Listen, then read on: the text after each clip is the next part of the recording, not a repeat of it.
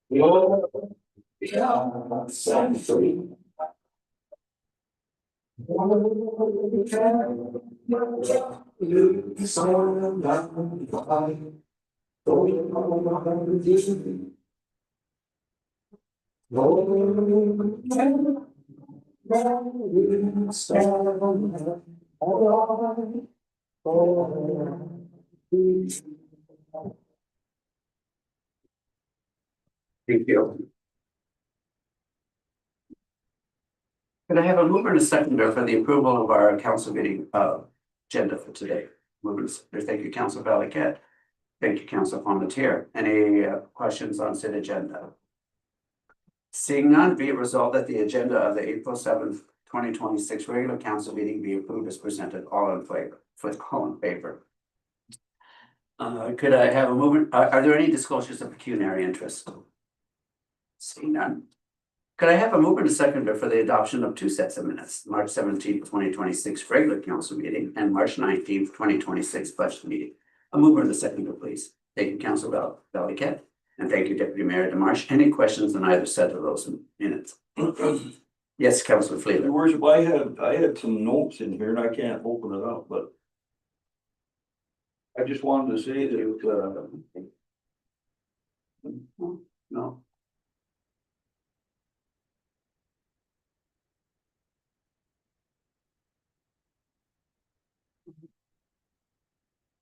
Here.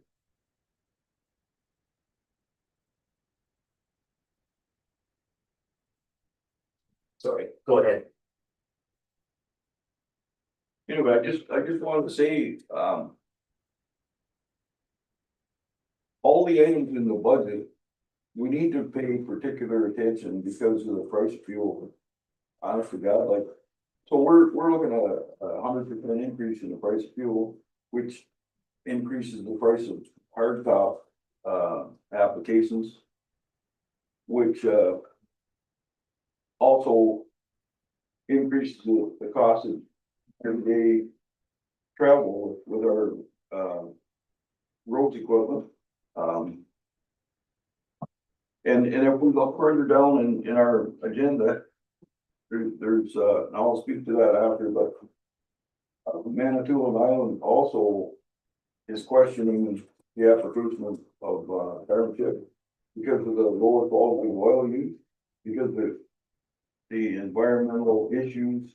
The government wanted to use a lower grade oil, and it's not the applications aren't lasting. Like you say, how about we address that Okay. later? But I think you did raise a good point, and I think it's something that we should look at. And that is like, we're talking about, we have an estimate for doing part of Flinton Road. You mentioned this to me earlier, and the cost of asphalt is going to go up significantly. So we're going to have to reevaluate some of those things as we move along. So I entirely agree with you. So I would also say that doesn't prevent us from doing, extended regular maintenance on that road. Like it's got to be turned into gravel anyway. And as long as we don't start the project, we can still apply for funding. So I would just be a little afraid of applying any asphalt of any type. Right. I think as we progress along, we should be reviewing everything at each budget, at each meeting coming up so that we can see where we stand. I think so. Okay. Are we good to go? Pardon? Are we good to go on? Yeah. Okay, thank you very much for that, Councillor Fleetwood. Yes. My mayor's remarks. But any other questions on those, other set of those minutes? Seeing none, be it resolved that the minutes of the March 17th, 2026 regular council meeting and the March 19th, 2026 budget meeting be adopted as presented. All in favor? Thank you. My mayor's remarks. Well, congratulations to the Tweed Oil Kings on a valiant effort in their hockey championship finals. You fought tooth and nail and just came within a whisker of taking the cup. You got this next season. A big congratulations to Cindy Chow and her team for the very successful booth at the Quinte Home and Cottage Show, hosted by the Quinte Home Builders Association from March 28th to 29th. We had a couple of thousand people pass through our booth with Cindy and her team interacting directly with approximately 1,500 attendees.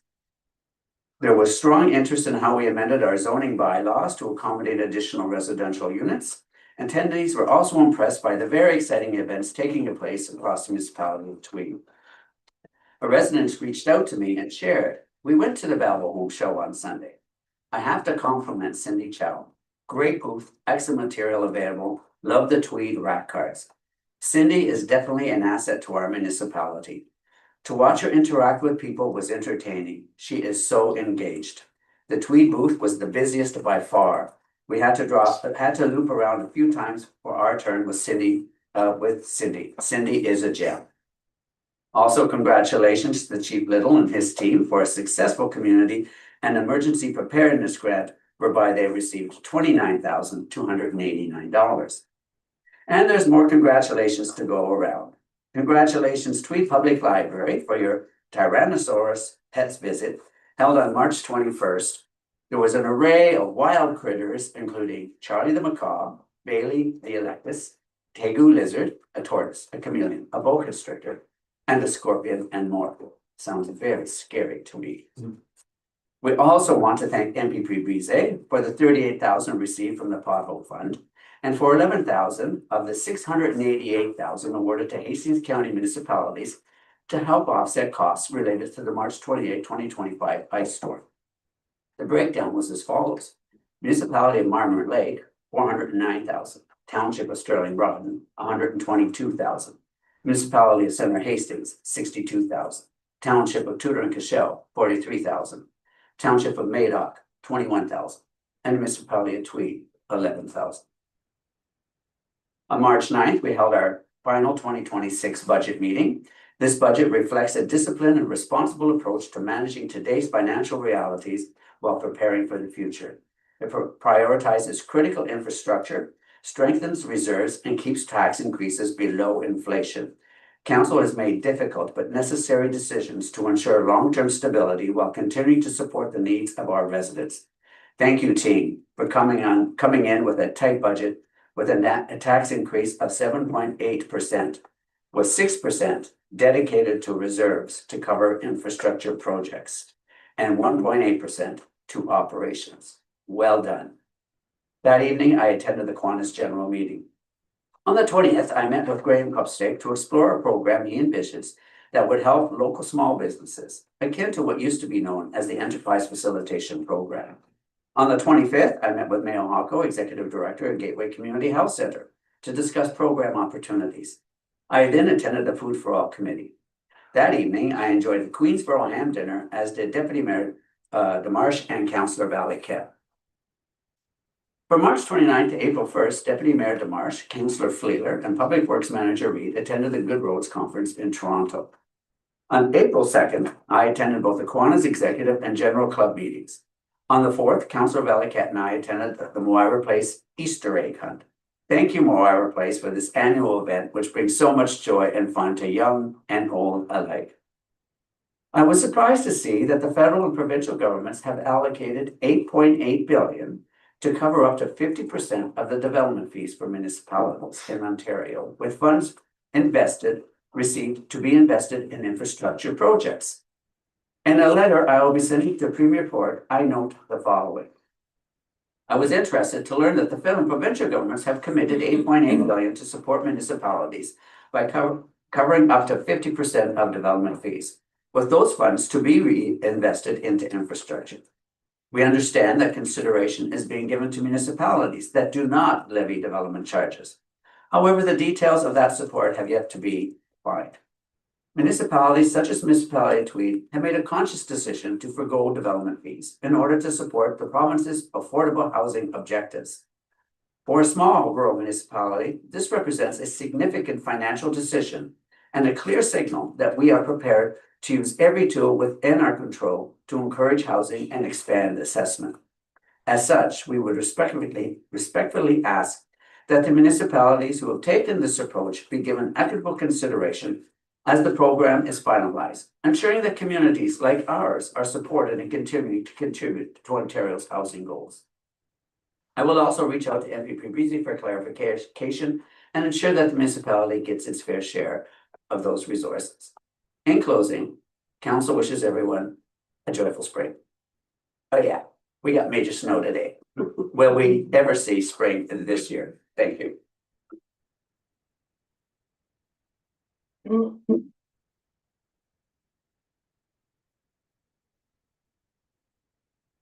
Okay, say it. That's okay. Would you like to come up to the microphone there? I'll make sure that's on for you. I welcome you to the Municipality of Tweed. You had to come on one of the most terrible days. How was your drive? It was really bad. I've been on the road for 2.5 hours now. Oh, wow. I'm coming from Bowmanville. Oh my gosh, okay. Thank you for your time today. My name is Syed Muzamil. I'm here on behalf of Nurse Next Door. We're a new franchise that has launched in the area. We know that there is a large growing concern for elderly and elder care over in this area, especially with the aging population. And I'm here on behalf of Nurse Next Door to see if we can help the community with any of the concerns that they might have. We are specialized in elder care. We also work with the pediatric department and are specialized in Alzheimer's and dementia. Most of our people do work from the community itself. We hire from the community PSWs as well as nurses. Our nurses range from RPNs and RNs to more specialized nurses such as foot care. All of our PSWs are trained with taking care of elderly with dementia and Alzheimer's as well. We also work with post-operative care, medication management, and wound prevention. We help with personal and daily support. We also work with end-of-life care, respite care, and hospice. The features that we're offering right now are 24/7 live calls with our call center in Vancouver as of now, and also caregiver matching, where we do a personalized matching for each of the clients that we do have with the staff that we have on hand. We are also approved by the Veterans Affairs as a VIP program, which is the Veterans Independence Program. And we have over 122 locations right now in Canada. We do have other factors that might make it difficult for people to approach it. Would be one of the things would be cost, but we do work with insurance providers. So if people do have insurance, we are able to work with them. Other than that, we are unfortunately private pay as of now. We have statistics regarding the 30 days where people are brought back into hospitals after discharge, which is around 14 to 15% of general population is brought back after discharge. And one of the predictors is age.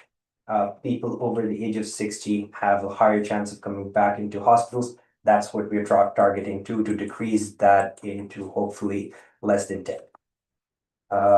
Some of the common causes for these would be CHF, which is congestive heart failure, COPD, which is difficulty in breathing, and diabetes complications, which is supposed to be one of the leading causes over here in the community right now.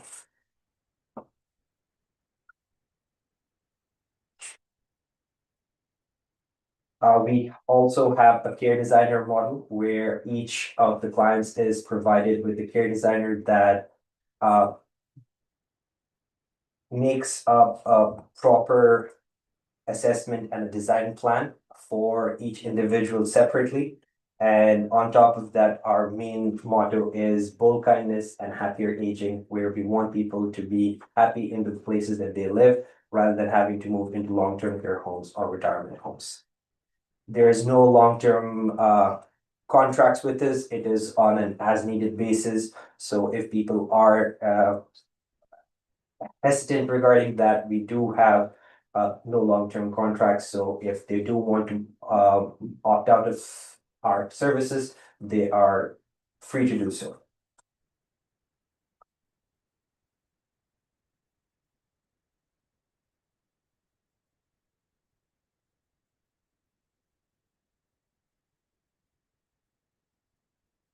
The people that we do hire, they have a goal in life, which is to help people. And it can be anything from helping people with showers to spending time with them, so to taking them out. And we are trying to bring that over here. Thank you for your time today. Thank you very much, Sayed. Just a couple of questions. First of all, the type of your service you're providing is one that I'm sure there is definitely a demand for. And of course, as you mentioned, we're based on cost, and hopefully private insurance companies will be able to cover those costs. First of all, you're a doctor as well. Yes, I just want to make sure everybody knew that. I did a little search on you, and and this is you're a practicing physician, but you also have this what do you call it, part of a group franchise, so to speak, of this service. So that's wonderful. Now, just to share with you a couple of things. Have you reached out to our Gateway Community Health Center yet? Not in the community over here. Okay, so what I'll do is I will send you the name of the executive director there. Okay, and you can reach out to her because there are probably clients that they have at the center that might need additional help. There's also a community care for Central Hastings. Okay, they also provide services to the elderly, like Meals on Wheels and stuff like that. And there may be those that require additional supports. So that might be a good contact for you as well. I mentioned about hospice, and so there's Heart of Hastings Hospice here in this area. And we can, set you up, to meet with them as well. And also there is Moira Place, okay? Now they do provide a lot of the services that you're talking about for their constituents groups. It's a long-term care facility, a home. And however, they might have people that are not, that might need care outside of, that they're aware of, that are not in the facility yet. And so that would be another opportunity for you. The one thing is I would also reach out, I don't know if you've been to Quinte Gardens in Belleville yet? I have. Okay, because that's where my parents were. Okay, and we could have used something like you at that time. Okay, so make sure that I know Quinte Gardens provides a level of care, but they don't provide the level of care that some people need. Okay, and I don't know how supportive they would be in promoting you directly. So I hope you reach out to the residents that live there directly on your own as well, with a program which outlines what you're doing and whatnot. I have just been in touch with the sales advisor over there at the garden. I haven't been able to directly have a conversation with the residents themselves as of yet. Okay, I would recommend that you also do that directly with the residents as well. Let me just see. Does anybody have any comments or questions? You have a website? Yes, we do. It's nursenextdoor.com. So, yeah. Too simple. Thank you. Okay, thank you very much. And are you heading back now? I might be going down to Belleville. Okay. Okay, well, safe trip, and thank you very much for joining us today, coming all that way. Thank you. So do you have a business card? I do. We could, just so I can have your email and put that together for you quickly.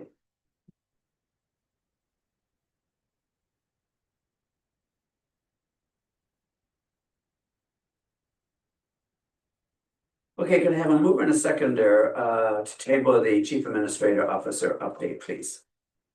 Thank you very much. Yes. So, I'm sorry, mover and a seconder. Thank you, Councillor Flea. Thank you, Councillor Valiquette. Over to you, Ron.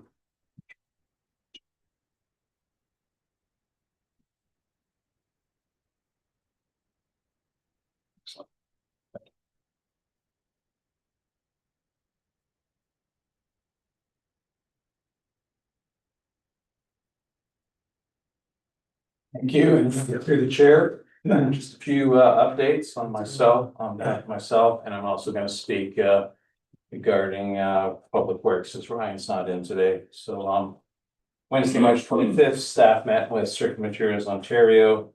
The meeting was pretty uneventful, other than there's a dedicated support for elected officials now to help Mr. Truant inquiries related to recycling. So I'll send those details out to you after today's meeting. And it's just an email that you can send questions in if you have any. Congratulations, as the mayor said, to Chief Derek Clark, Prevention Officer Sean Porter. They were successful in getting an emergency preparedness grant of $29,289. Another update on our flood situation. So we are still at a moderate flood warning, with the opportunity for nuisance flooding to happen. So in other words, water coming over the top of the banks. But as of today, everything looks pretty stable. This inconsistent weather that we're getting is slowed down the melt or the thaw. So we have, other than today's snowfall, got rid of most of our snow. And we're just waiting for snow to melt further up north, and then of course contribute any contribution from rain. So I think we're in a pretty good situation. Just before you came in, Jim was mentioning that the water level, he's on the lake, is at 18 inches overnight, 36 hours. 36 hours. Yeah. So it just shows you that, Yeah, it can happen quick. yeah, I guess that's the rain from the weekend too. Almost 30 millimeters over 3.5 days. Okay, also, from Ryan's area, we've been successful in getting our pothole grant of $38,000. So that was good news. And also the bridge schedule update. So the Queensboro Bridge has been pushed back a little bit. It was originally supposed to start on April 13th. We'll now be starting on April 27th. And with a completion date of May 15th. So I will send details as they become more available on the schedule and the different tasks that will be taking place during that time. Thank you. sorry, I was just gonna update my calendar. Okay, any questions on the said report? I just missed, what's the completion date? May the 15th. Thank you. Seeing none? Oh, yeah, yes, go ahead, Council Bill. Your worship, I just wanna add that, a lot of conversation at the Good Roads about this, circular material thing. It's affecting everybody across Ontario and costing everybody a lot of money. I don't know what we can do, but I've always said if we get 444 municipalities to push this thing, somebody's gotta wake up and listen. Thank you. But they're quite disappointed with a lot of things. Anyway. Be it resolved that council receive the chief administrative officer update report as presented, all in favor. Thank you. Could I have a mover and a seconder to table the community emergency preparedness and grant agreement? Thank you, Councillor Valiquette, and thank you, Deputy Mayor Demarche. Any questions on said agreement? Seeing none, be it resolved that council receive the community emergency preparedness grant agreement report as presented, and further that council authorize the CAO, fire chief and fire prevention officer to execute the Ontario transfer payment agreement. All in favor. Thank you. Could I have a mover and a seconder to table the treasurer update report for the 2026 street light special area charges as identified in the 2026 budget? Mover and a seconder, please. Thank you, Councillor Valiquette. And thank you, Councillor Palmentier. Any questions on that? Seeing none. Be it resolved that council receive the 2026 streetlight special area charges report as presented, and further that council approve the revised 2026 streetlight special area rates as presented in this report and approve the use of the 2025 surplus and transfer to reserve to offset the reduction of revenue in the 2026 budget. All in favor? Just to mention, I noticed on the crosswalk coming right around the corner here, only one light is flashing, the other light's burnt out. Can I have a move and a seconder to table the fire department update, please? Move and a second. Thank you, Councillor Fleer. Thank you, Councillor Valley-Cat. Any questions on that particular report? Seeing none, be it resolved that council receive the fire department update report as presented. All in favor? Thank you. And then, and just as an information item, I asked them, Derek to secure the Paul Martin article on that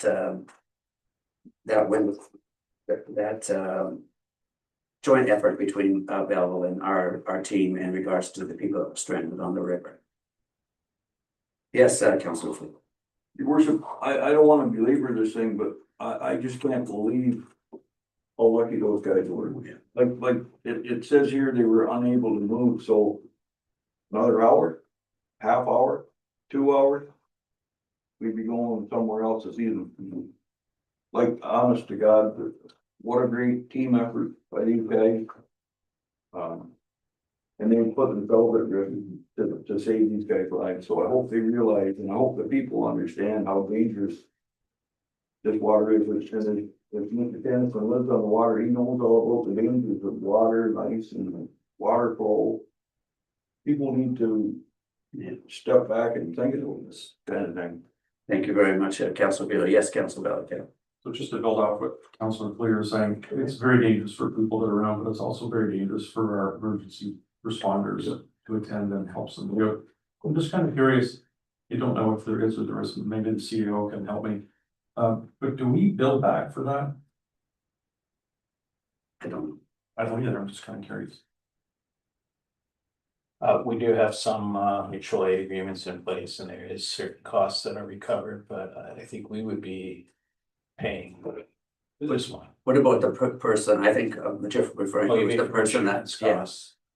I'm not 100% sure if there's any cost recovery from the individuals. I can follow up. Yeah. I mean, a lot of these types of special emergency interventions are, the person has to pay for it, When it's over and above. That's what right. would be a typical. emergency. Thank you. Okay, be it resolved that council received the March 20, oh, sorry, could I have a move in a second? We did the, okay. Can I have a move in a second to table the animal control officer report from March 2026? Thank you very much, Deputy Mayor Marsh. Thank you very much, Councilor Palmetier. Any questions on the report? Yes, Councilor Palmetier. Your worship, if I could just ask CAO to maybe check in with the livestock evaluator. I just see that the one livestock claim, most of them have been typically 3 hours. The mileage wasn't extremely long, it was 4.5 hours, and I don't know if what changed there. It's just, as we talked about before, this whole process. We aren't, it's supposed to be the province's initiative, and then we foot the bill, so I just noticed that and wondered where difference lied, and I can just leave with the CAO. Thank you, Councilor Palmetier. I have a question on the kennel licenses. We have mileage that we charge for the kennel licenses. Why are we paying why are those people not coming in to get their kennel license? And if we have to go out and sell them the kennel license, they should be paying the kennel license and the mileage. I don't know. I mean, I got my dog license, I come in to get it. Go ahead. Mayor, I talked to a few people that have been, I think the animal control officer has to go and inspect the premises before issuing a kennel license. I could be wrong. That's correct. Yeah. Well, then they should still have to pay for it. I would think you, I would think they would have an inspection fee as well. that's right. Yeah, I would, Go ahead, Lori. It's in our animal control bylaw that the animal control officer has to go to the property, inspect it and sell the license while he's there. It does not mention any cost recovery for mileage, but this is just the way it was set up. Okay, well, I think maybe for the next council, I mean, we don't want to keep changing the fees all the time. But it should be noted that, I mean, all fees associated with, like in an inspection fee, there should be something included in that regard. He does, just to add, he does generally do them in one trip. So it would cover like 5 or 6 licenses in one trip. I think he did, I can't remember in the report, but he did over 2 days, he sold all of the licenses Right. in the area, so. I think That's you're not the right. cost per each one, but he does. Do a bunch of them at once. This should actually be a cost recoverable activity, like, you know, especially the animal control aspect of it, especially when you're going after a stray dog, and then the owner should be paying for the costs incurred. In regards to livestock, it's something we have to do. We're mandated by the province to do it, and they haven't updated and changed the amount of money they've given us since I was on council back in 2010. It's still the same, $40 or something like that, 40. You know, so it's ridiculous. But anyway, I don't want to get into changing all of that. We've done so much changing, but something we should bear in mind for the next council. Maybe something we could just flag for them. I'm sorry, just through the mayor to CAO, March 7th was the date of that livestock.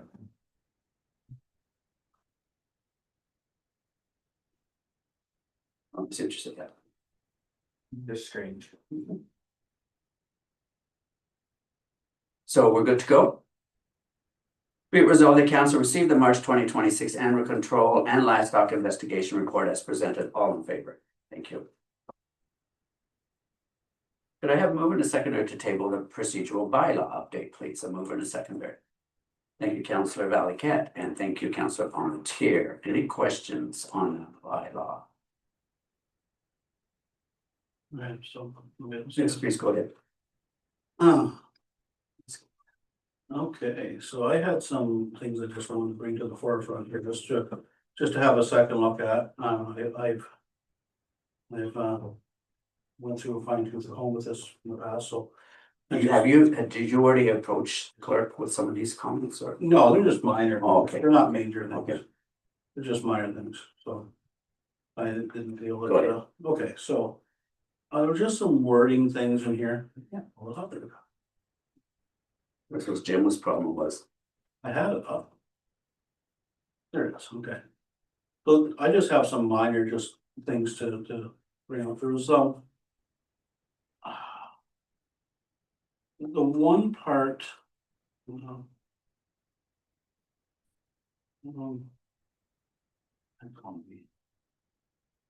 There was a change. No, I can't find it, but anyways.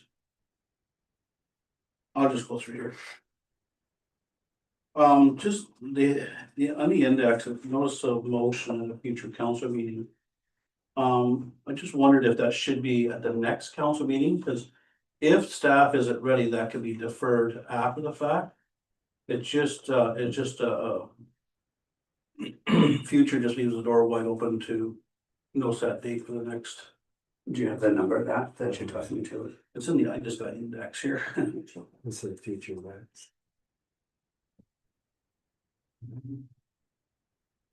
That's entirely up to council if they want it to be specific that it's the next council meeting or a future council meeting. I just find sometimes to give leeway if more time is needed, then it can be non-specific. Could you, which item were? It's I think you're referring to the definition, XXX. Yeah, I didn't write it down. I had it down Okay, here. what XX, which one? XXX, the definition of notice of motion.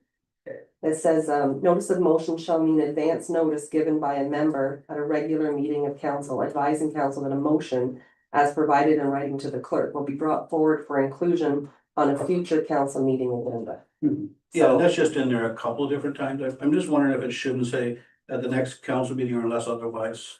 I think the clerk had just provided us with a good explanation there that it might require more time and investigation, and therefore.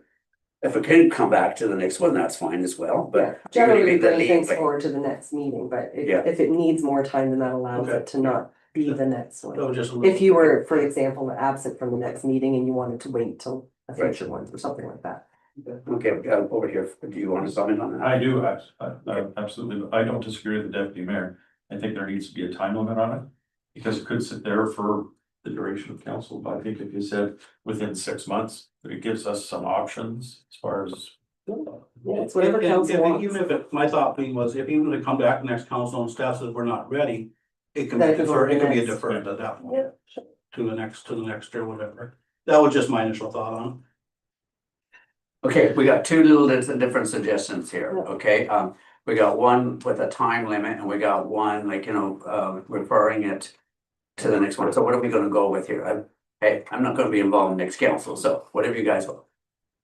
As it on this particular point, Jim, Well, I think it probably is. okay, So reconsideration, rescind or amend prior decisions of council made in its current term. So that would put a four-year window there. That's section 17. Bullet number 2. What would, So is this in reference to the notice of motion as well, or is this something else? well, it could be. Could be the same thing. It's decision to council, so that would be included in notice of motion, I would think. I don't know, like, we might have to it. I think that's in a different area though, Jim, where. well, it is in a different area, but it's, you're saying it has the same inference to it. I would think it would, but. Like, as you go through this thing, you see different things in different areas that. No, the way I read the reconsideration is that the reconsideration couldn't be reconsidered any more than one time per year. Am I right? So you couldn't bring up the same reconsideration any more than once in a year. But I think the way I maybe I'm wrong, the way I read this, is that, so say if the reconsideration came up a month before our term ended, that would reset in the next council term, am I right? So the next council could immediately reconsider that decision, no one have to apply to the year. I went back and forth trying to figure it, just to make sure I knew it. I think that kind of falls what you're talking about, Jim, isn't it? What? Does that kind of fall with what you're talking about? Well, I think I did read that you can only bring things back once, or. I don't know, a lot of reading there. There is a clause in the reconsideration section that says a motion to reconsider may be introduced no more than once during the 12 months following council's decision. So if you make a decision on a matter, only that matter can only then be brought back for reconsideration once during 12 months. So in 1 year, you can reconsider the matter, but you can't bring it back more than, you'd have to wait till after the year to bring it back again to consider. But you could bring it back Reconsider. every year in the 4 years. You could, yes, Okay, that's it. yes. So going back to the original that we we're talking. Okay, so we have it in there that you can bring it back. Deputy Mayor Marsh is saying we bring it back to the next meeting, and then Councilor Valley kept saying, but there should be a time limit on when it has to be addressed within, like, and then he recommended 6 months. So what's our feeling on that? Do we want to bring back within the next meeting, but must be totally addressed within 6 months? Yeah, you could ask, you could say, we could defer up to 6 months and that kind of, you know what I mean, that kind of floats both sides. You know, I just think it should be not lost on the floor, is kind of where I was going with it. Or do you want to brought back to the next meeting, or just leave it to You could defer? do, I like the hybrid idea, I mean, going along with what Councilor Wallace saying, brought back next meeting, but not deferred any longer than 6 months. Okay, you I don't know okay? if you agree with that. I'm okay with that. Are you okay with that? Yeah,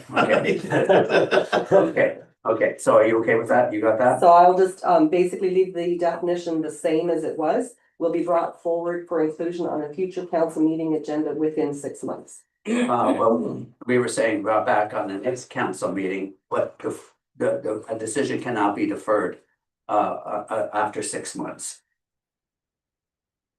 So you're gonna bring it back, like you're gonna go back So you want it on the next meeting? on the next meeting, Okay, okay? Because as we mentioned that if when you guys come back, you say, I'm sorry, we're gonna need more time, that's fine, but it will not, a decision will not be deferred past 6 months. So it has to be addressed within 6 months. Of its initial. So it will be brought forward for inclusion on the next council meeting agenda with a decision to be made within 6 months. That's right. Is that what you want? Yeah. Okay, done. Okay. Next. We just had a couple of, and there's a reminder, under the duties of the clerk,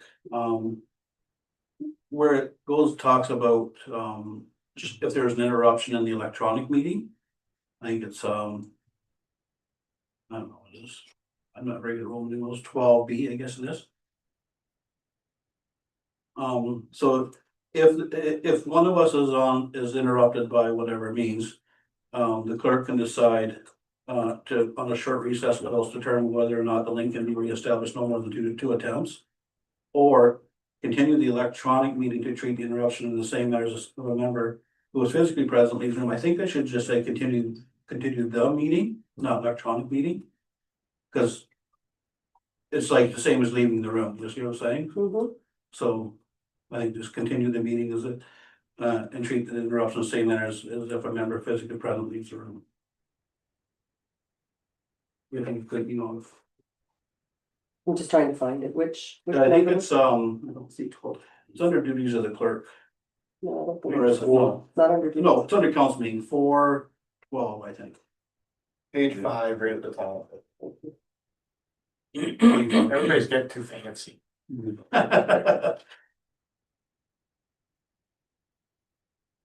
I think the word electronic should just be removed, but that's all. Makes sense, Stephen?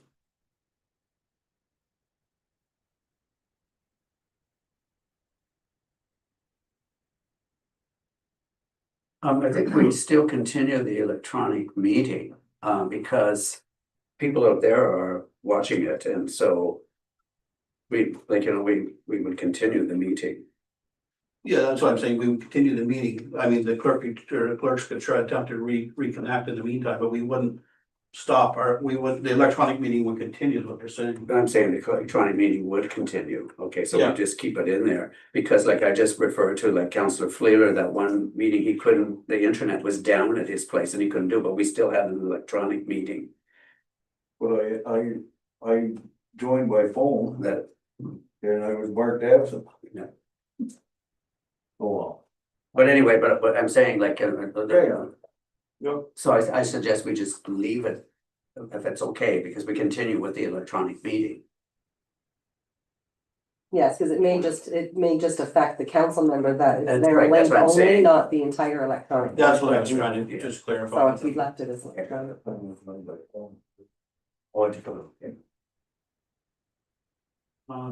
Just two other little things here. I don't know what page it's on. It's under point of order. There's a. I think it's 15.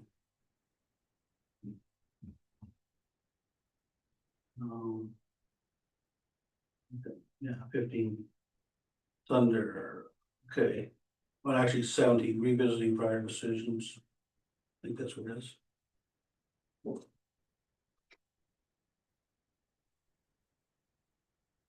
Okay, there's a section there that talks about.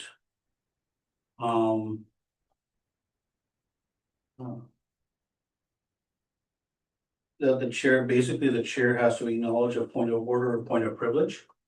That can become problematic when.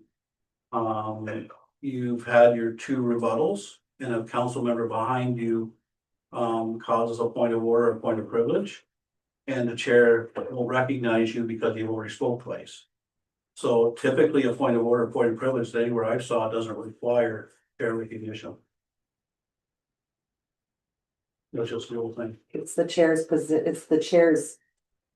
job to recognize a point of order in any meeting at any time, so. But what it's part if, of so the when you decision. spoke twice, okay, so we rebut, so say one of us is rebuttal twice, the chair won't recognize you again because you already spoke twice. They won't Yeah. recognize you in talking on the matter, but this is something different if it's a point of order. Okay, I just want to clarify that can still be that can still be done by any member. Yes. If that comes to that point. Yes, a point of order, point of recognition can be noted at any time, even if you had your two chances to speak, because it wouldn't necessarily be on the topic and that it would be on the point of order that you're bringing to the attention. Okay, I just want to clarify that that's still gonna be a. Yeah. The only other thing I had, the revote, does it require, there was no, stipulation, does it require a majority to be revoted on? It wasn't clear whether it required a majority. So if somebody, we do vote on something, all of a sudden we want to revote again, does it require a majority of council to call the revote? That was something that wasn't cleared up. Well, I would think so. I would think, yes, it would, because it would be, like, you know, if somebody raised something that we've already done and they wanted to have, later on, have a revote on that, bring it back. It would require a majority of council to bring it back. It just didn't say.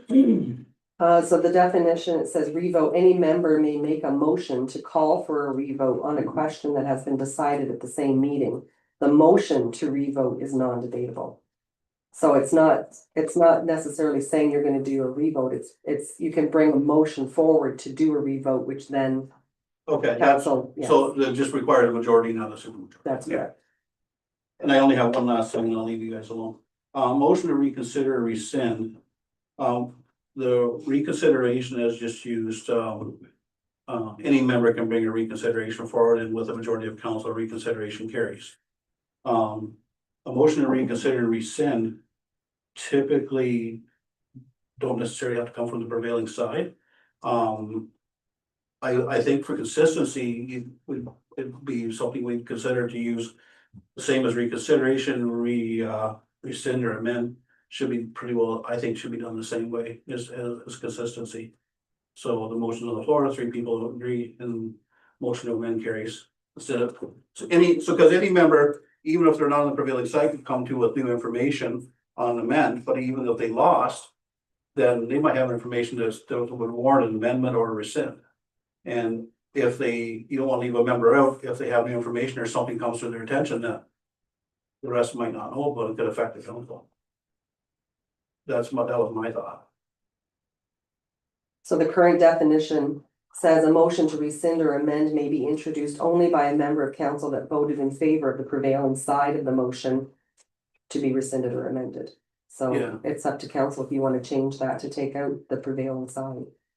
If you want a motion to rescind or amend can be brought forward by any member of council. And I also think it should fall on the same lines as a reconsideration where you can't keep calling for a rescinded or amendment. You know, like once a year kind of thing. So what you don't want to do is get into the same thing that you get a member that has a beef with a decision of council, keep putting in the motion to rescind or motion to amend all the time on the table. So I think the 1 year thing would be another consistency with motion to reconsider. Is everybody follow what I'm doing? Kind of put consistency in all those same areas. What you're trying to do, you don't want the same subject being brought up 1,000 times. That's bogged down council, but at least the opportunity is there for any member to bring something forward. So it does say a motion to reconsider may be introduced no more than once during the 12 months following council's decision. So you could add a similar definition in to say that a motion to rescind or amend may be introduced no more than, like in the same way if you want to. Yeah.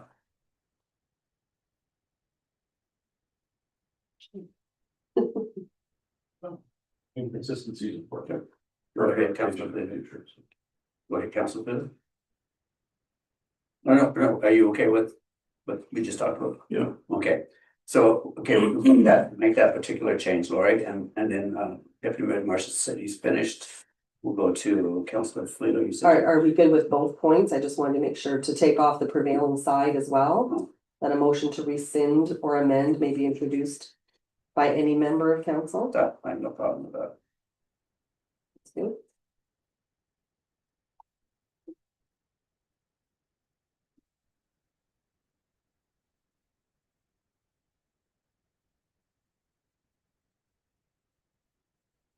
The reason being that information could come to light that might sway a person's opinion, and therefore, if they had voted for it, and then they weren't against it, then they might want to bring it forward and share that information.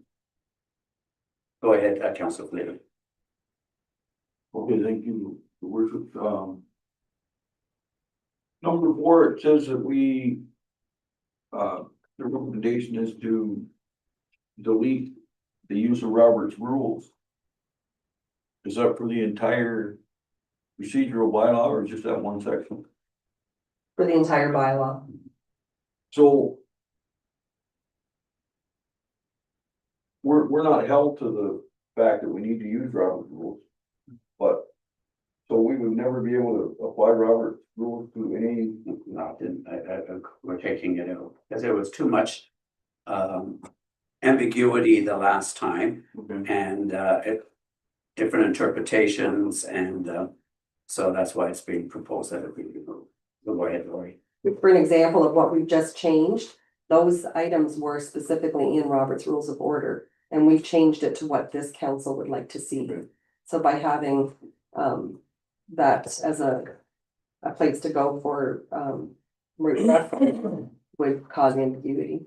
Now, the one thing I did say, if council was felt strongly that they wanted to have a reference to Robert's Rules of Order, I suggested that it only be for matters that are silent in our bylaw. So if we don't cover the topic at all, then we would refer to Robert's Rules of Order.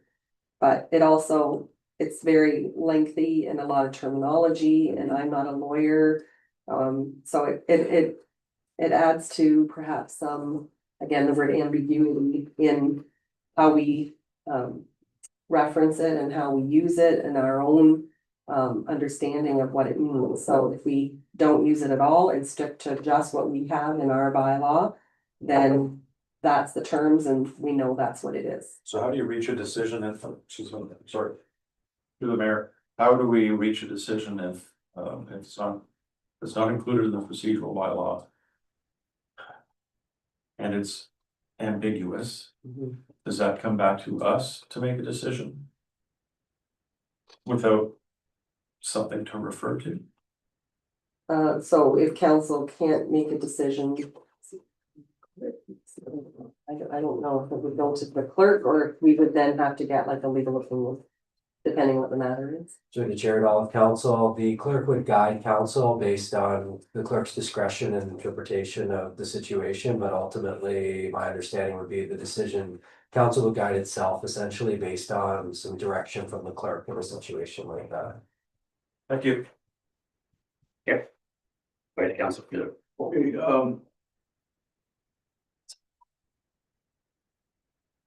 section 10. Actually, page 10, I don't know what section, anyway, page 10. So public planning units are being deleted because of our association with the county? No? Through the chair, partially so. There was a report to council a couple of months ago, requesting that we move all public planning meetings to our committee of adjusted planning to better utilize them. So this is just a technical cleanup of that previous council decision. Another page. Section 14. Page 12. This thing is not easy to follow.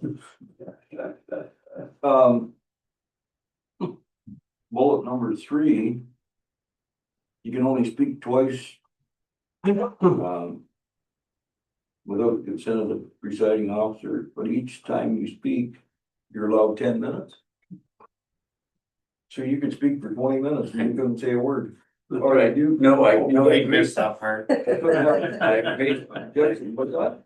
So I was hoping you'd miss that part. Okay, and then the section 17, bullet number 2, we did discuss that a wee bit there. I think you figured that out.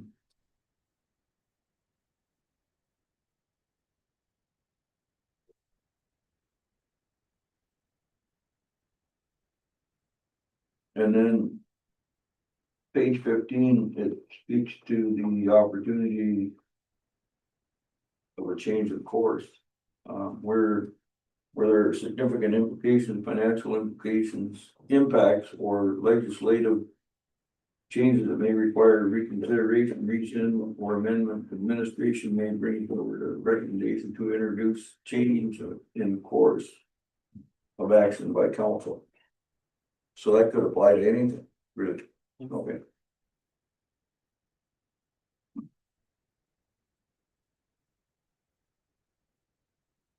And I have one more. So is there an opportunity for us to add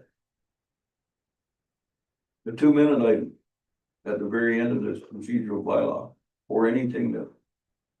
And I know that you could always bring it to the next meeting, but so if you had,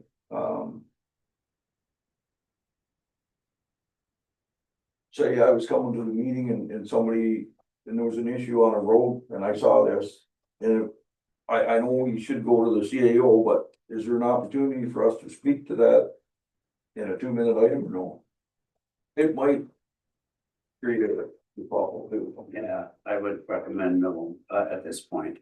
Like, you know, like you say, if that happened, you would automatically go to the CAO and share it right away at that time. Okay. I mean, it could, I'm not saying this council would, but somebody could use it to bring forward opportunities to promote things that they think, okay, as opposed to following the regular channels that we have, like in with a motion, if you want a table or something. I just don't want to get into that. Okay. Okay. So, Okay, I should turn on my phone. It's gonna turn my phone off.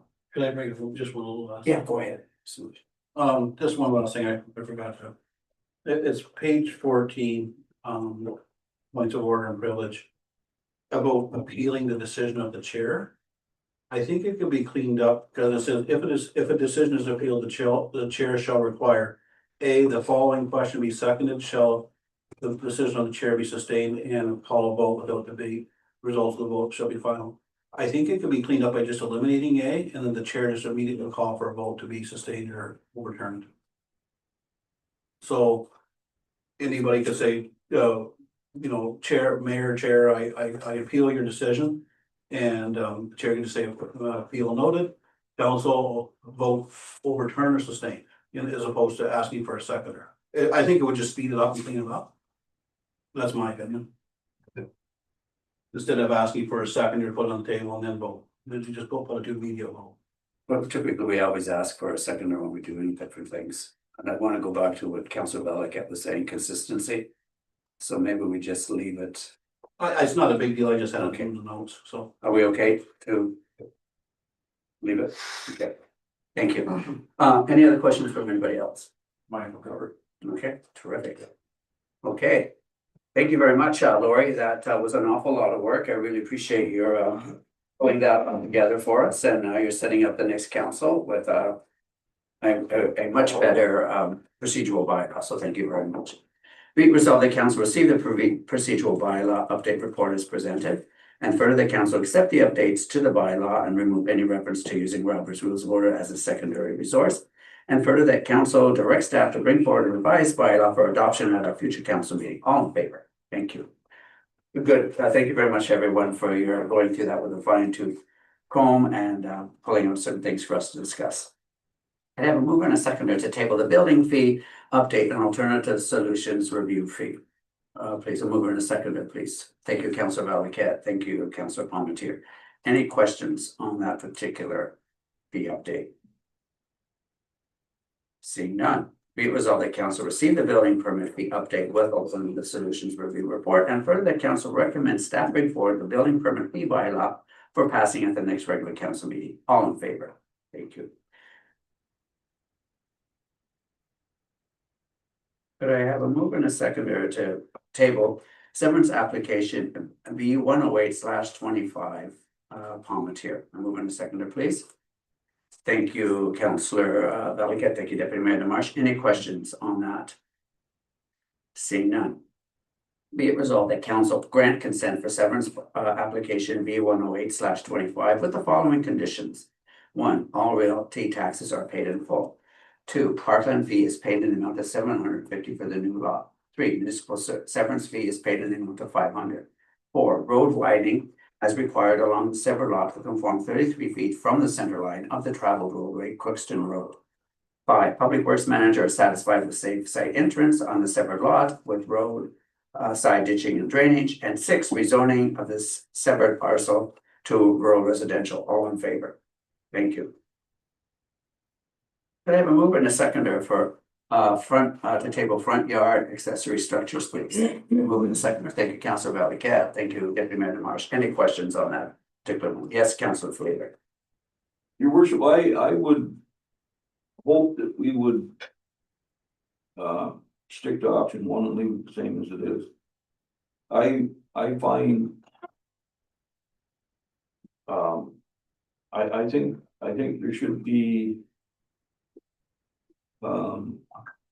opportunities for council to be involved in all the pursuit here. Some of the zoning that we've allowed, and it's a council decision, I'd be just afraid of letting the cat out of the bag on this thing. I think we, I would support leaving it the same as it is, but it's a council decision. I'm going to turn it over to Lucas, if you would address this for us, please. Sure, through the chair, there's a staff recommendation that went to the Committee of Adjustment Planning. The Committee of Adjustment Planning has recommended that council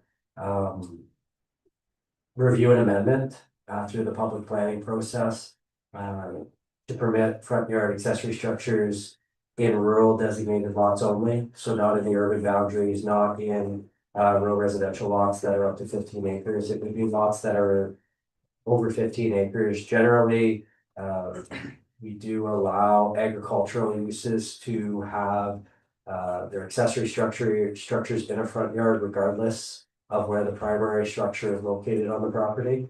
So this is the committee's recommendation to council based on the report. The report is virtually the same that council's saying that what the Committee of Adjustment received as well at their meeting. Thank you very much, Lucas. Yes, sir.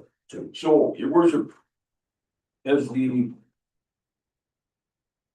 building code stands right now, I could build, you know, quite a few structures in my front yard that aren't over 160 square feet. Nothing said. Yeah, that's accurate, yes. And on a larger lot, where lot coverage would be the only consideration. Yes, you could end up with a number of small structures in a front yard. It's possible, yes. Yes. Go ahead, Council Palmetier. Your worship, some of the things I see in here, I think are great ideas, such as like bot shelters for kids and things like that. You know, in such a short period of time, that structure would be in use necessarily, right? It's a lot of extra work for staff and such to bring that back if somebody was to do it properly. And I really love the new bush, I think if you want to call it homesteading, but more and more people with their little garden market or chickens or things like that, and having that structure out of the road, I think it kind of also builds a little more sense of community to have those types of things. You know, you're supporting a neighbor, you know where your food is coming from. So I think this is just kind of cleaning things up, helping staff reduce a bit of workload and not making people guilty that didn't know that it was something that they needed to do. So I'm in favor of looking at this further and coming up with some additions. Anybody else? Let's go. This is your second time on this one. 10 minutes. Yeah, you get 10 minutes. 10 minutes. Anyway, I'm just afraid of the clutter aspect of the whole thing, and I agree with Councillor Palmetier, a school shelter. I would put one there. A little opportunity to sell vegetables at the end of the driveway, I would do that too.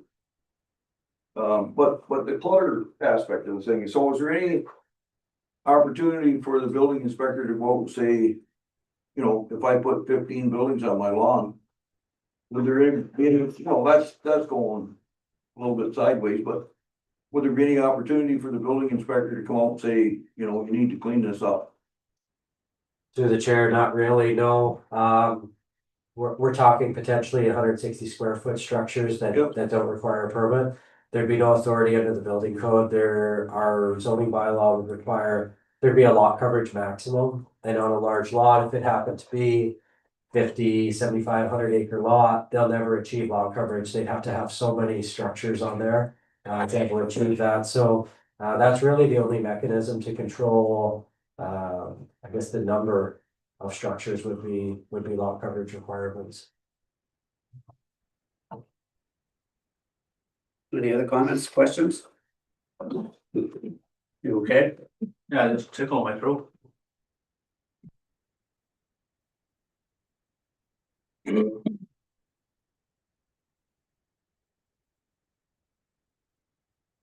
Okay, so.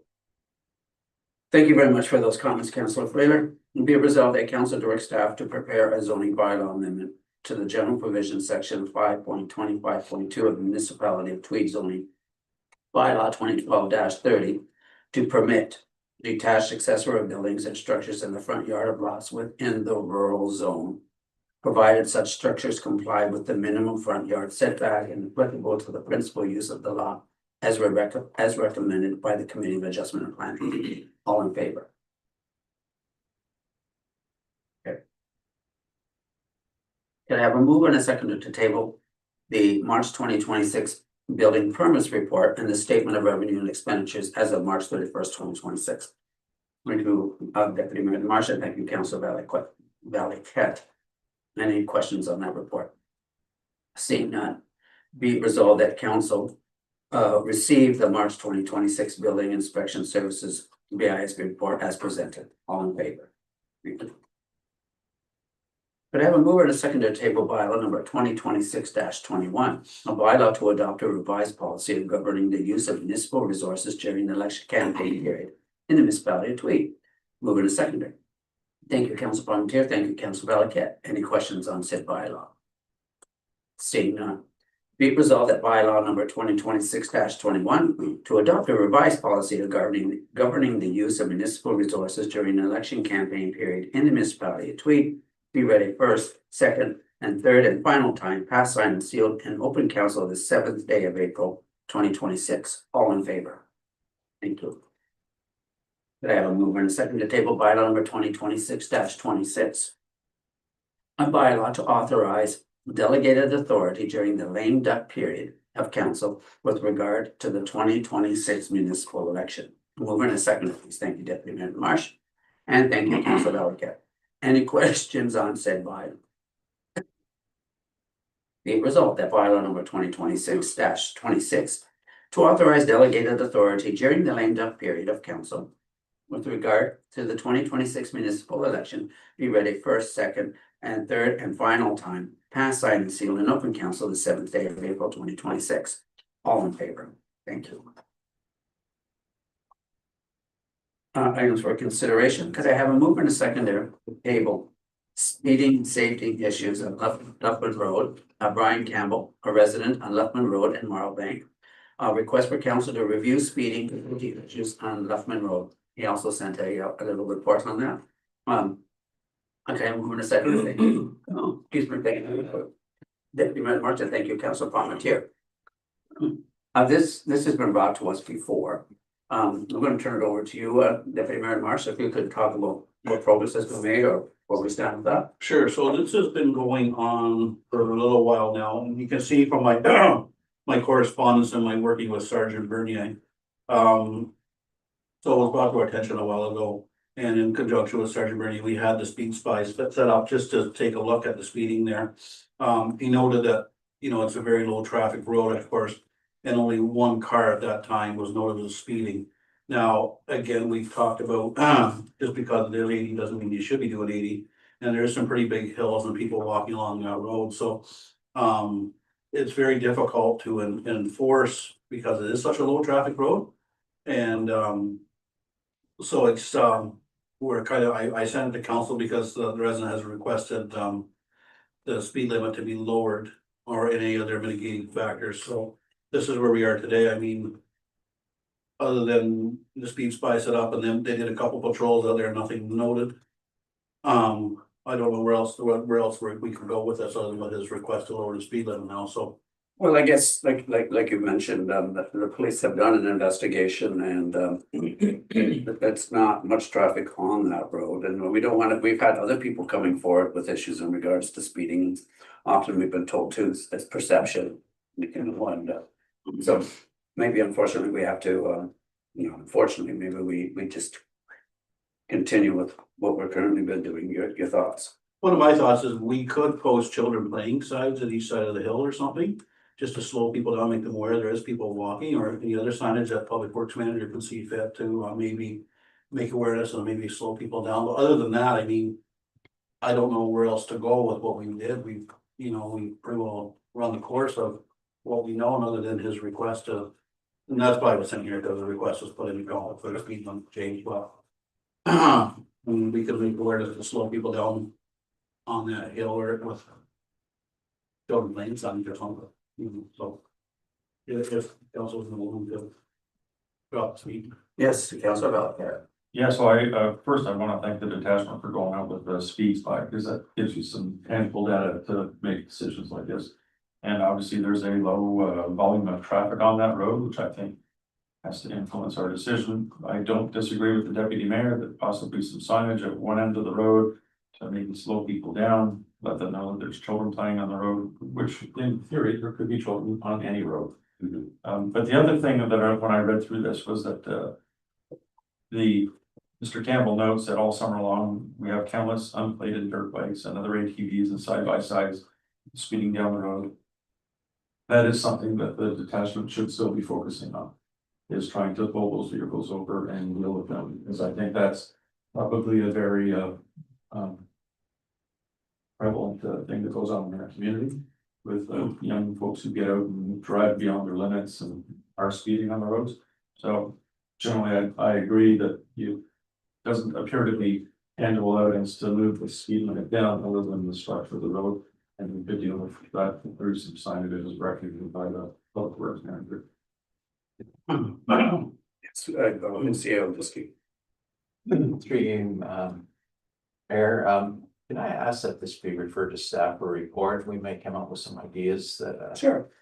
we can provide some other solutions. Thank you. Just if I could follow up, I recently spoke with Sergeant Bernier after this, and he's still committed to help with the safety on that road. It's just a matter of how we do that, and how we, if there's no traffic, then for them to be sitting there and also stuff, right? So he's still committed on working with us with safety of the road. Perhaps you can bring to his attention the comments that Councilor Bellcat said about the four-wheelers and stuff too, which are somewhat different. Now you wanted to say something else. Yeah, your worship, part of the issue here too is people walking. There's a lot of our roadways that are narrow, that don't have shoulders, things like that.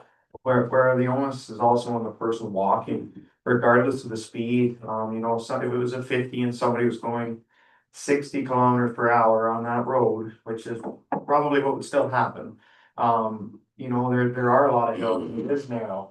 And it's difficult that if two vehicles were to meet at the crest of the hill and there was someone walking, it's still a dangerous spot regardless of speed. So it's just another reminder that there are a lot of places in this community that just aren't fit to walk. And it's an unfortunate part of living in a rural Hastings County. I think we just have such a unique landscape.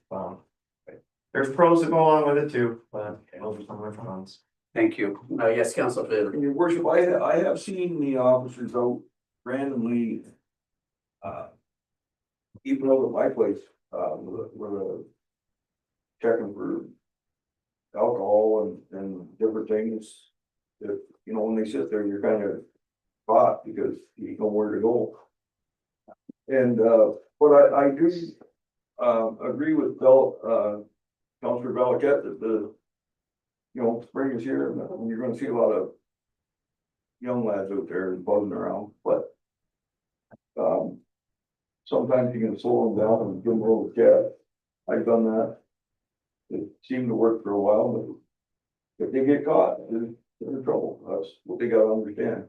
And if they hurt somebody, we're in more trouble. So.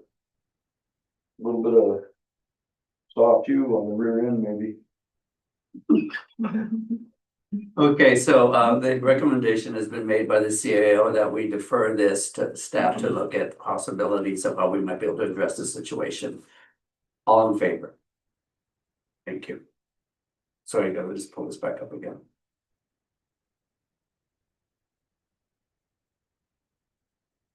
We're okay with that, Lori? Okay. Could I have a move and a seconder to table on my request, that bylaw. Bylaw number 2023-13 as amended being a bylaw to govern the calling place and proceedings of meetings of the council municipality of Tweed sets out that regular council meetings of council shall be held in accordance with the council meeting schedule as determined by council, passed by council resolution prior to each end of each calendar year. A request by the mayor has been received to change the time of May 19th, 2026 council meeting to 1 p.m. Could I have a move and a seconder to get that on the table? Thank you, Deputy. Thank you, Councillor Valiquette. Thank you, Deputy Mayor DeMarsh. Are we okay with that?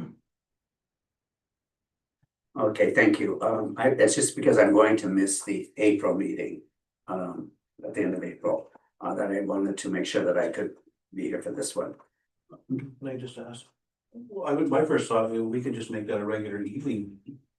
No, that is a Actually, regular, we're supposed to. that is a regular evening meeting. I thought that was a daytime meeting. No, it was regular evening. Be resolved that council amends the start time of the May 19, 2026 regular council to 1 p.m. All in favor? Thank you. Could I have moved in a seconder to table the city of Sarnia, comment on Bill 9, city of Sarnia, time sensitive strengthening municipal accountability and public trust. Could I have a move in a seconder to get that on the paper? Thank you, Councillor Wheeler, and thank you, Councillor Palmetier. Any questions on that? See it none. Be it resolved that council supports the concern raised by Bill 9, strengthening municipal accountability and public trust, particularly the need for a more effective and impartial mechanism to address serious misconduct by members of council. And further, that council directs staff to forward correspondence of support to the Premier of Ontario, the Municipal Affairs and Housing, and the local MPP, AMO, and Ontario municipalities. All in favor? Thank you. Could I have a move in a seconder to table Lorraine Piles request for stroke support coordinator Hastings Prince Edward for for council to make a proclamation to declare June 2026 Stroke and Aphasia Awareness Month in the municipality of Tweed. Move in a second. Thank you, Deputy Mayor Marsh. Thank you, Councillor Fleeler. Any questions on that? Seeing none. Be it resolved that council proclaim June 2026 Stroke and Aphasia Awareness Month in the municipality of Tweed. All in favor? Thank you.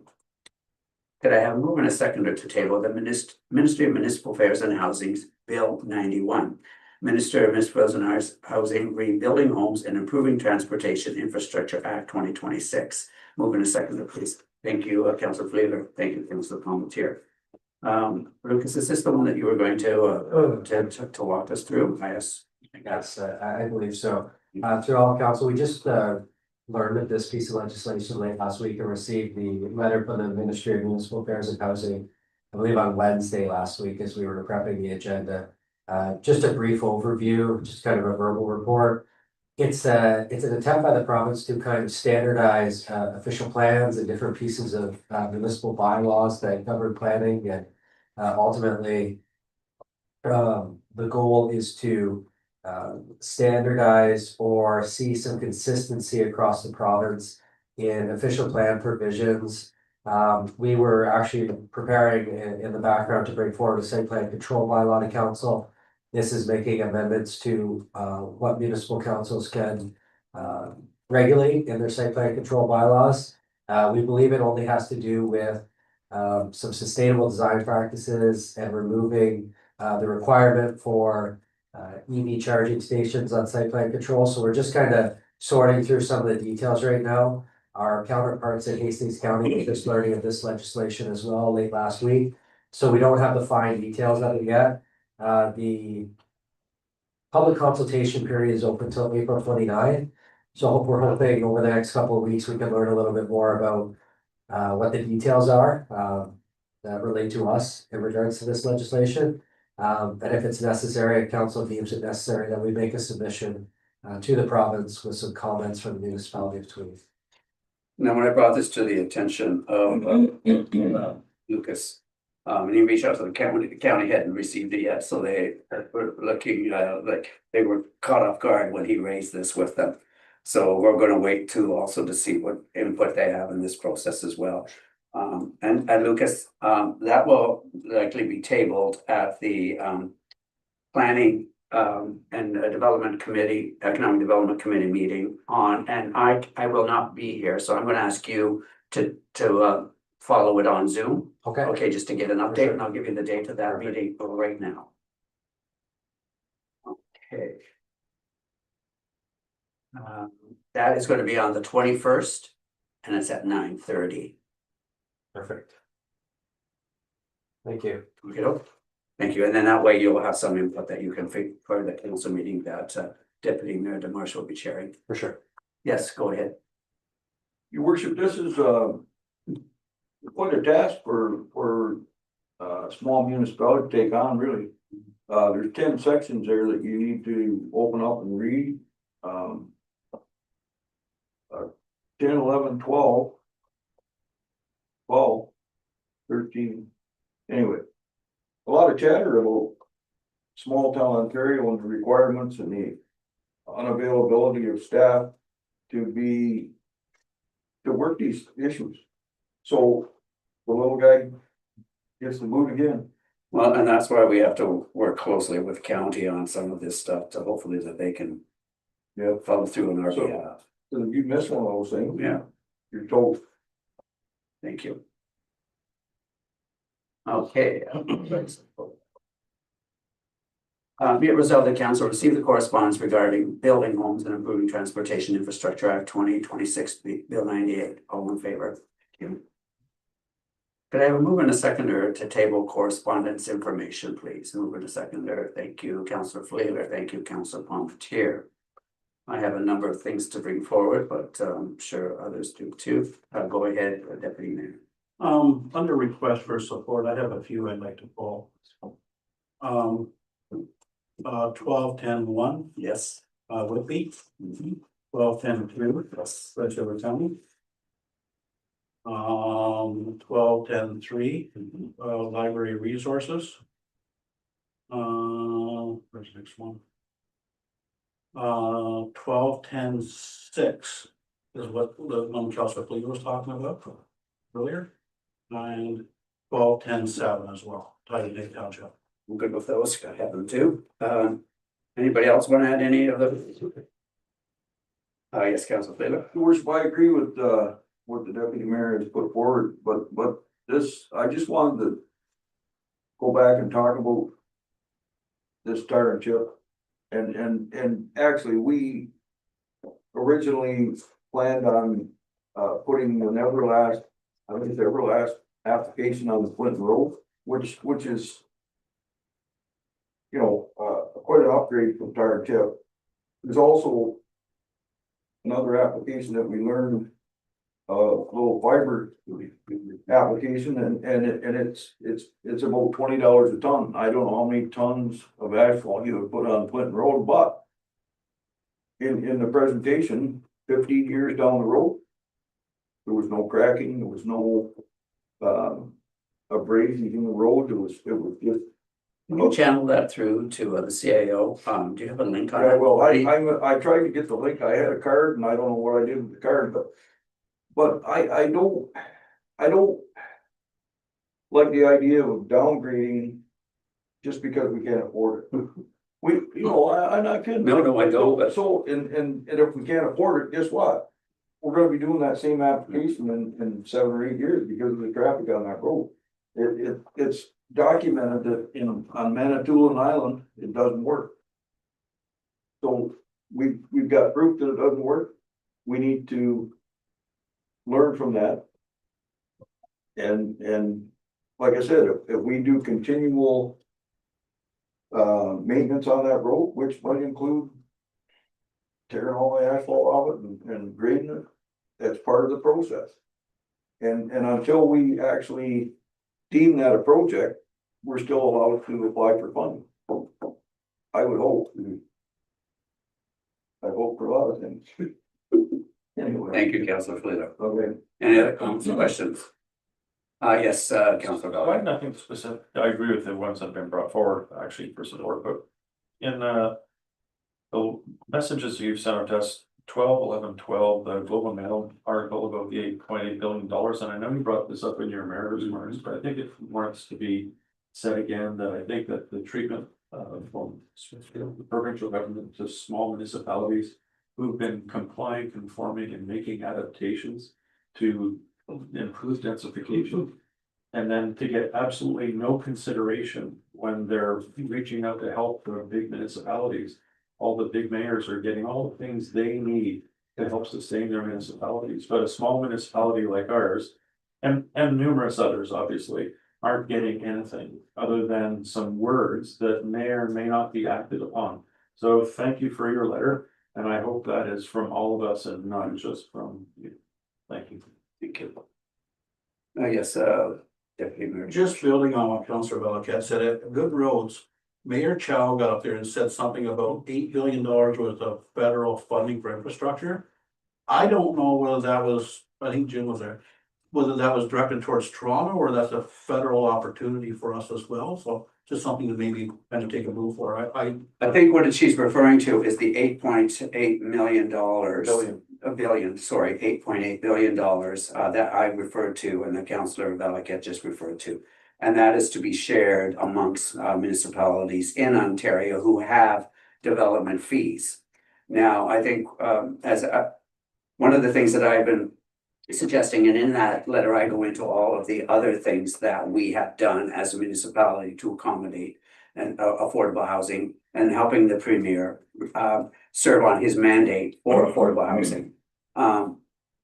The building fees, from my perspective, I thought it would have been a better approach. I'm not going to say that in my letter, but a better approach if the province had reached out to us who have supported him by giving us money and actually penalizing those people that have the building fees that are restricting housing development. Reward those who are working with you as opposed to those who will not lower the fees, like Toronto, like you're just referring, who has astronomical building fees, who are going to get 50% of that back. Okay, and the builder will raise the other 50%. So Toronto and all these big cities, including Sterling, who has a $30,000 development fee, will get 15,000 from the province, 15,000 from the builder, and us who have been working with you, province, are getting nothing. Might be determined how much we're going to get, but why not reward those who have worked with you from the get-go, as opposed to those who kept their practices in place and have stymied development across this province? First, I'm sorry, go ahead. She just brought it up as federal funding. I didn't hear anything about, so I wasn't sure if it was the same thing No, you're it's the tied same. into. Okay. It's the same, like the province is kicking in 50 and the feds are kicking in 50 of that pot of 8.7 billion. Yes, go ahead. And then Councillor Bell, Councillor Beliket, you first. I was just gonna say at first blush, it's just, once again, we're not getting support.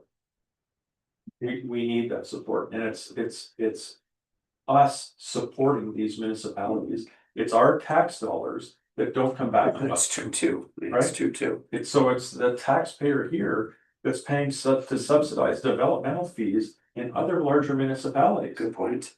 Like, that has to stop. There has to be, and I think to your point, the consideration for something like this needs to come to us first. And we should be rewarded for what we've done. And then if you're gonna penalize anybody, you penalize the big cities that can probably afford to subsidize some of their own developmental fees. But anyway, short end of the stick once again. Thank you. Go ahead, Councillor Flynn. Your worship, I got so many things going on in here that it's just unreal. You only got 10 minutes. Anyway.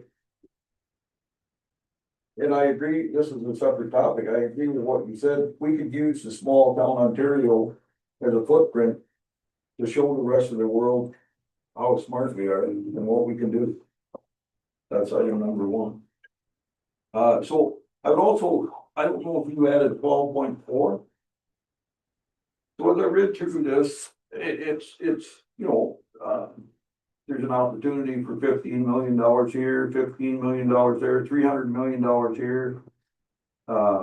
Growth for hospital is $1.1 billion, 53 million over 3 years for supportive housing.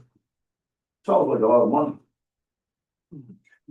So at one of the sessions, I stood up and I spoke. I don't speak a lot, but I did.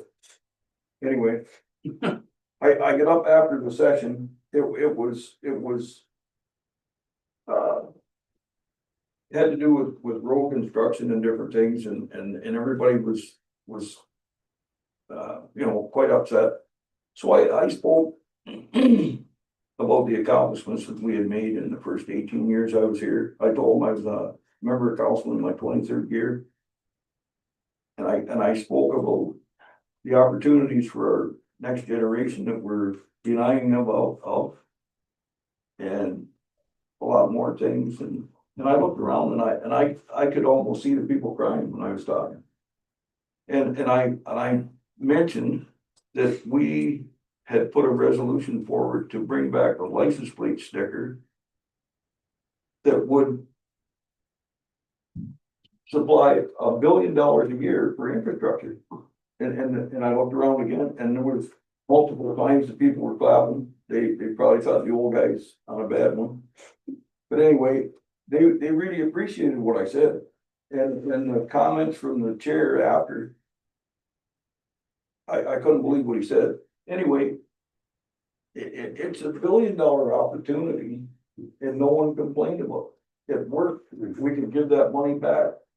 And I might retweet that resolution and send it out again. Go for it. Like, it's $1 billion a year.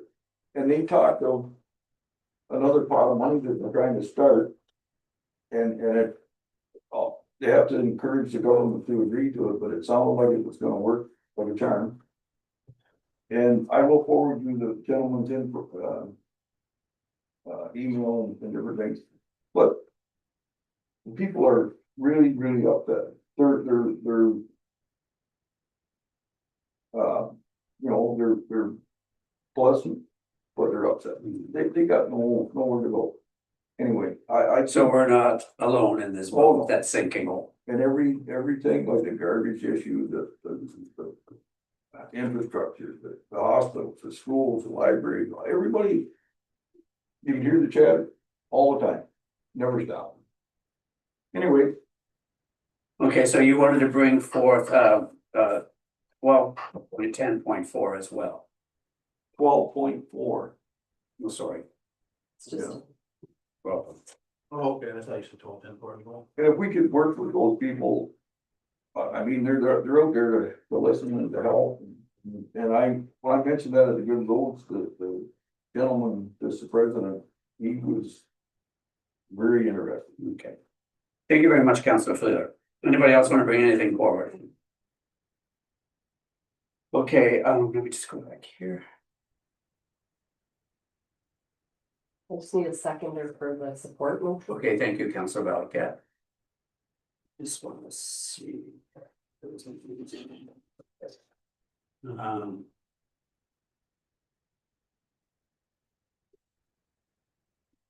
Okay, so be it resolved that the correspondence information be received and filed. All in favor of that?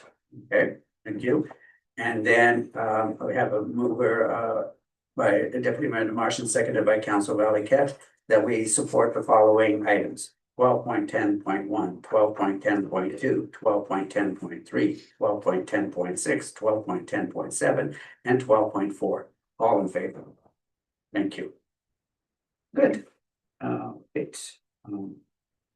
I have a mover and a seconder to table the Committee of Adjustment and Planning minutes of the February 27th, 2026 meeting, please? Thank you, Councilor Valiquette, and thank you, Councilor Palmetier.